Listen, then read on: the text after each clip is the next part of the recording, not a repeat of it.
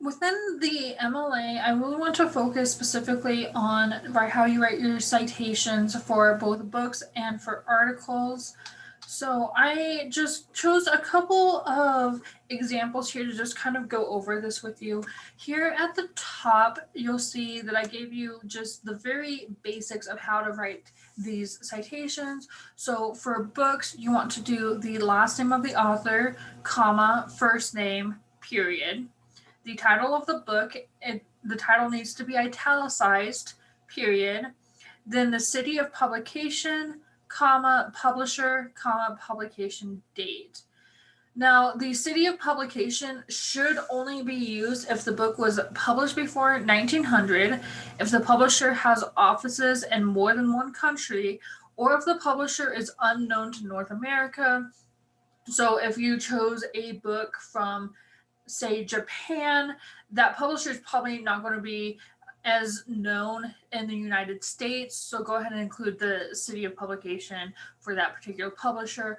But I would say probably more often than not, for the kind of books you guys will be using in your research, the city of publication is not going to be as important. The times that I see you guys using that most often is if you were to be citing your textbook, because textbooks have often been published in multiple cities. For example, you might see it's been published in Boston, New York, Oxford, and Cambridge. Um, in that case, you want to list whichever the first city of publication is. But for the most part, I'll probably say you're not going to be using the city of publication as much. And then in that case, right after the title book, you just want to do publisher, comma, publication date, period.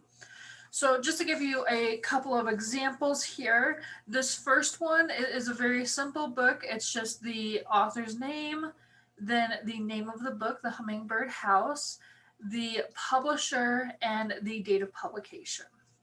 What happens if you have multiple authors, though? And that's what these next two examples are. So if you only have two authors, for the first author's name, you want to do last name, comma, first name, then comma, spell out and, do not use an ampersand, actually spell out the word and then first name, last name for the second author. Then everything else should stay the same. If you have three or more authors, however, what you actually want to do, instead of writing out all of the authors' names, what you'll do is for the first author, it's the last name and the first name. In this case, you had a first name and a middle name, so we go ahead and write out both, comma, et al. Et al basically stands for and more. There were multiple authors for this particular book, and we want to make sure that they are getting credit as well. And this just acknowledges that Anne Wysocki was not the only author of this particular book. So articles are going to be a little bit different. Same thing here, you want to do the authors, period. Then the title of the article goes in quotation marks, period, but the title of the journal is going to be italicized. Then, because it's a journal, it's a publication that is being released multiple times a year, you want to include what the volume and the issue are, as well as the date of publication and what pages the article was found in. So periodicals typically have multiple articles within them. What was the specific pagination for the article you are citing? If it is a web entry, you want to make sure you're using the DOI if it's available, otherwise include the URL. So for this first example, you see both of the examples, I did ones with just one author, but if there's multiple authors, you want to do it the same way as we did the book.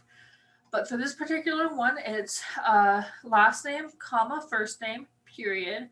Then the name of the article, the title of the article goes in the quotation marks. Then period, inside the quotation, the period comes before the last quotation, not after it. Then in italicization, you want to do the title of the journal, comma, then back in just your regular formatted letters, the volume number, the issue number, in this case it's just the number, the date of publication, and in this particular article was on pages 41 through 50 of this particular periodical. Now sorry about that, for this second one down here, again, you want the author's name, the title of the article, the title of the journal. This was a special issue, so you actually want to include that special issue of this secondary journal, then what's the volume and number. And because this was a online resource, they also included the project news with DOI 10.1353, etc. So if you are confused about this, just definitely go back, check out Owl Purdue. They'll be able to explain it a little bit better.